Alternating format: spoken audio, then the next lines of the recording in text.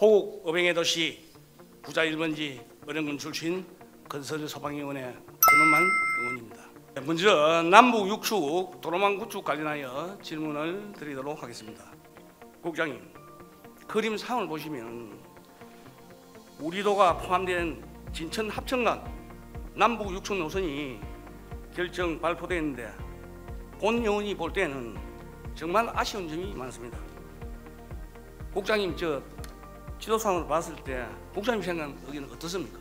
경남의 균형 발전과 남해안 해안 관광 활성화를 위해서는 수도권과 최단 거리 노선인 남북 6축이 남해 고속도로까지 연장이 되어야 되고, 또 더 나아가서는 가덕도 신공항이나 진해시안까지 연결이 필요하다는 좀 생각을 가지고 있습니다.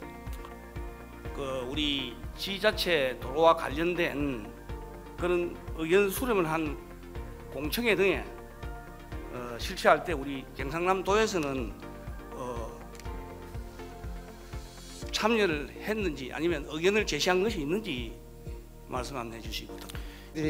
남북 6축 관련해서 이게 남해 고속도로까지 연장이 돼야 된다는 부분들은 저희도 19년도부터 계속적으로 좀 건의는 해오고 있었던 그런 상황이었습니다.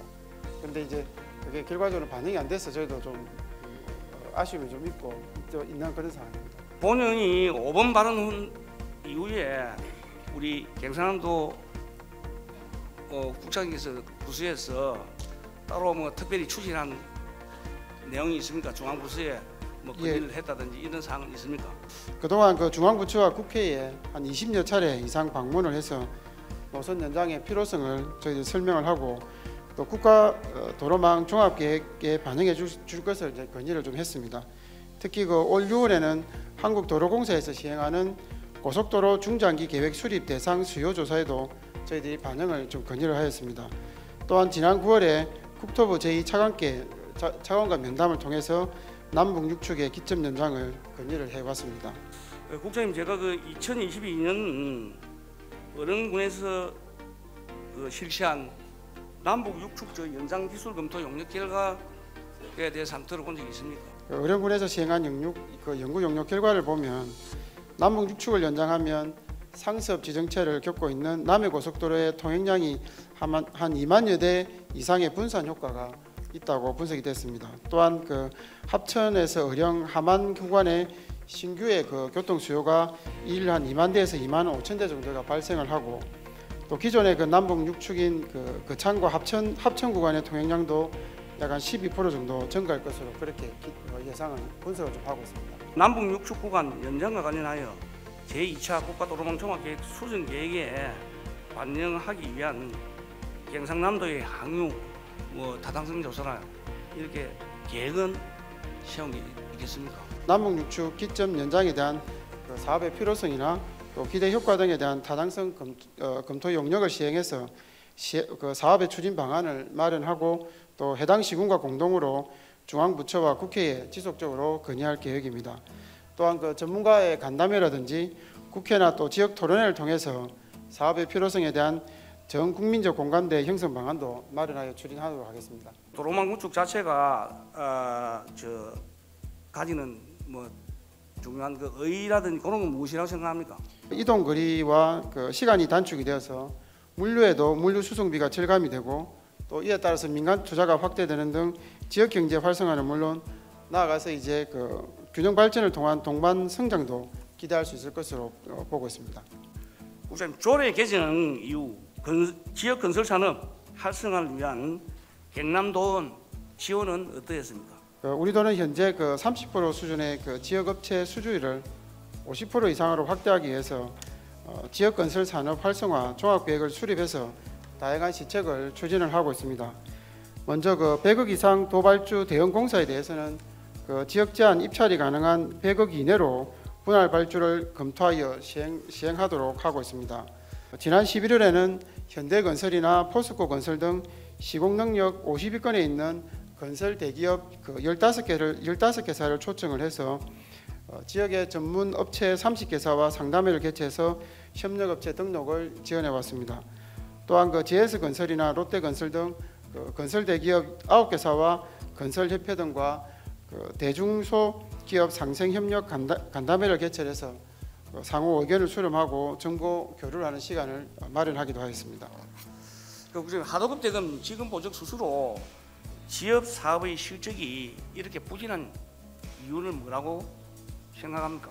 올해는 특히 이제 자재비가 급등하고 또 고금리 등으로 인해서 부동산 시장이 침체화됨으로 인해서 민간 공사의 발주가 전년 대비 한 66% 정도 감소를 했습니다. 이러다 보니까 저희들이 그 보증 수수료 신청도 다소 좀 저조하지 않았나는 그렇게 생각을 하고 있습니다. 내년도 지원 사업의 신청 규모에 대해서 어느 정도로 예측하고 있습니까? 내년에는 현재의 한 20% 정도 되는 하도급 대금 지급 보증서 발급 비율을 약 한 35%까지 저희들이 올릴 수 있도록 그렇게 할 계획입니다. 이렇게 되면 한 신청 건수도 최소한 200건 이상 정도 저희들이 예상을 좀 하고 있습니다. 24년도 당초 예산에 1억 원 예산 편성되어 있습니다. 이 지금 추경에 7월 추경에 3억을 예산 추경에 올렸는데 이 당초 예산에 제가 그래서 올해 집행이 1,000만 원밖에 안 되다 보니까 24년도 예산을 갖다 이렇게 예측을 했는지 모르지만 1억 가지고 국장님 충분하다고 생각합니까?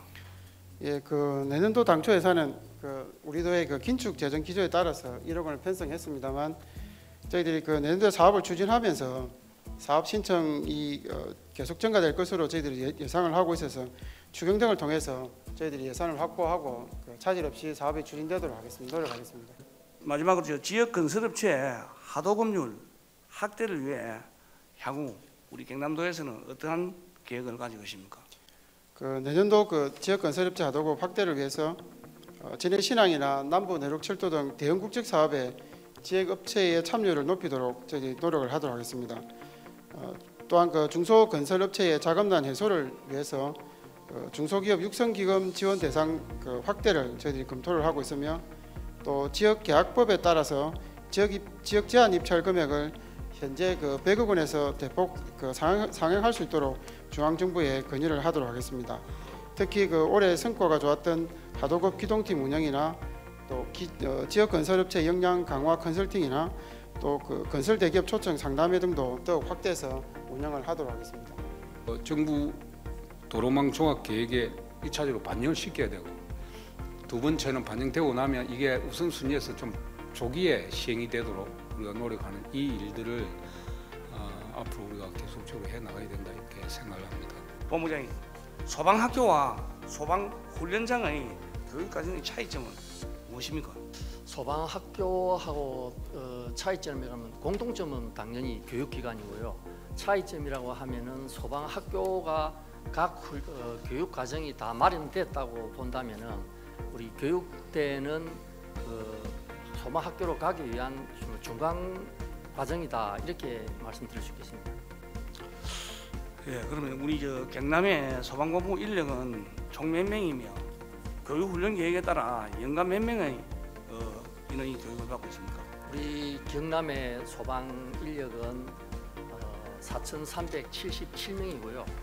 어령에서 같이 교육을 받고 있는 창원을 포함하면 5,501명인데요. 경기, 서울에 이어서 세 번째 인원이고요. 소방사로 제일 먼저 들어오는 신임 교육 과정에서 352명을 교육했고요.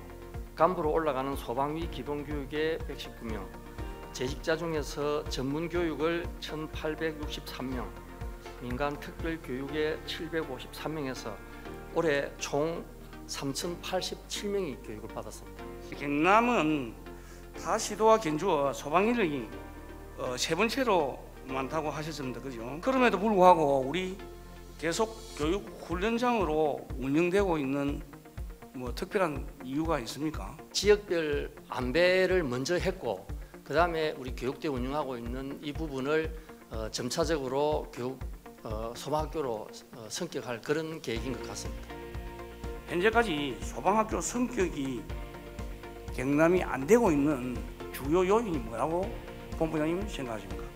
학교를 안 해주려고 한 것이 아니고 지역별로 이렇게 안배를 하다 보니까 순서가 조금 이렇게 밀렸을 뿐이지 학교를 안 해주는 건 아니고 지금 현재 저희들이 작년에 소방청에 소방학교 추진 계획을 제출했습니다. 교육 계획을 세워 수립해서 교육을 받다 보면은 시설이 없어 부족해서 못 맞는 그런 인원은 저희 신임 교육 과정에 저희 쪽에서 다 소화 못하는 곳은 강원도를 간 적도 있고 부산도 간 적도 있고 해서 다 소화는 다 시켰습니다.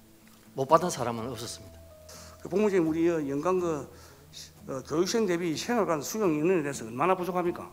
최근 3년간 입교한 신교육생은 1회 평균이 158명이고요. 그다음 전문 교육생이 32명입니다. 그래서 의원님께 지적하신 것처럼 이 부분을 다 수용할 수 없어가지고 인근에 있는 호텔을 이용해서 숙소를 해결했다는 말씀을 드리겠습니다. 그 다목적 교육 훈련관 생활관에 대한 예산이 내년도 예산이 내년도에 미확보되는데 왜 이 예산 확보가 안 되는 이유는 무엇입니까? 정부 재정이 긴축 재정을 하다 보니까 그게 없어진 것이 아니고 내년도에 우선적으로 실화제 훈련관을 먼저 짓고 그 다음에 연차적으로 추진하겠다는 말씀을 드리겠습니다. 일단 우리가 그 소방학교로 성격을 시키겠다는 도의 방침을 정해서 소방청에 올려놨기 때문에 소방청에서는 제가 볼 때 큰 문제가 없는 것 같습니다. 단지 행안부가 이 정원 승인을 권한을 가지고 있기 때문에 우리가 행안부에 더 많이 노력을 해서 내년도에는 뭐 승인을 받고 또 승인을 받으면 거기에 따라서 소방학교로 성격을 시키고 소방학교 성격이 되면 조금 전에 말씀하신 그 숙소 문제라든지 정원 문제라든지 시설 확충 문제라든지 이런 게 뒤따라야 되기 때문에 거기에 대한 예산을 뭐 추경이라도 확보해서 적극적으로 소방학교로 만들도록 하겠습니다. 이상으로 본 의원의 질문을 모두 마치도록 하겠습니다. 장시간 경청해 주셔서 대단히 감사합니다.